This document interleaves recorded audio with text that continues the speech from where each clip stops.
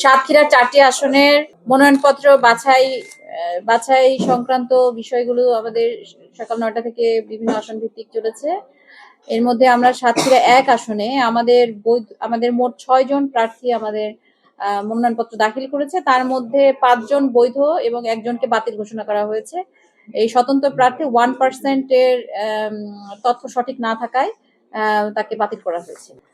সাতক্ষীরা 2 আসনে মোট আমরা 8টি মনোনয়নপত্র জমা পেয়েছিলাম। 8টি মনোনয়নপত্রের মধ্যে আমরা 1টি মনোনয়নপত্র বাতিল ঘোষণা করেছি, কারণ যেখানে জাতীয় পার্টির যিনি মনোনয়নপত্রে ওনার দলীয় যে মনোনয়নপত্রটি দিয়েছিলেন সেটি কমিশন কর্তৃক অনুমোদিত মহাসচিবের নয়, এই কারণে তার মনোনয়নপত্রটি বাতিল ঘোষণা করা হয়েছে। আপনার প্রিয় কাপড়ের যত্নে এলো এনজাইম সমৃদ্ধ Arik silver wash detergent powder 500 গ্রাম মাত্র 70 টাকা। প্রিমার্ক।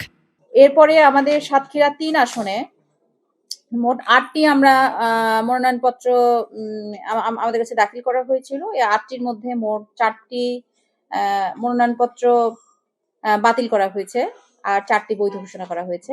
বাতিল মনোনয়নপত্রগুলো 3টি মনোনয়নপত্রে 1% যে ভোটারের যে তথ্য, এই ভোটারের তথ্য সঠিক না থাকায় বাতিল হয়েছে, এবং আরেকজন জাতীয় পার্টি ওয়েস কুরেনি যে ইসলামী আন্দোলন বাংলাদেশ, ওনার হলফনামা যেটি ছিল সেটিতে স্বাক্ষরবিহীন একটি হলফনামা ছিল, সে কারণে ওনারটা বাতিল হয়েছে। এবং সাতক্ষীরা 4 আসনে আমাদের কাছে মোট 7টি মনোনয়নপত্র আমাদের কাছে দাখিল হয়। এই 7টি মনোনয়নপত্রের মধ্যে 3টি মনোনয়নপত্র বৈধ ঘোষণা করা হয় এবং 4টি মনোনয়নপত্রকে বাতিল করা হয়।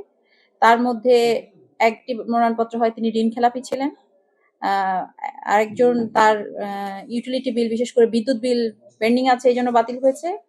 আরেকজন আছেন উনার 1% যে ভোটার তথ্য সেটি সঠিক না।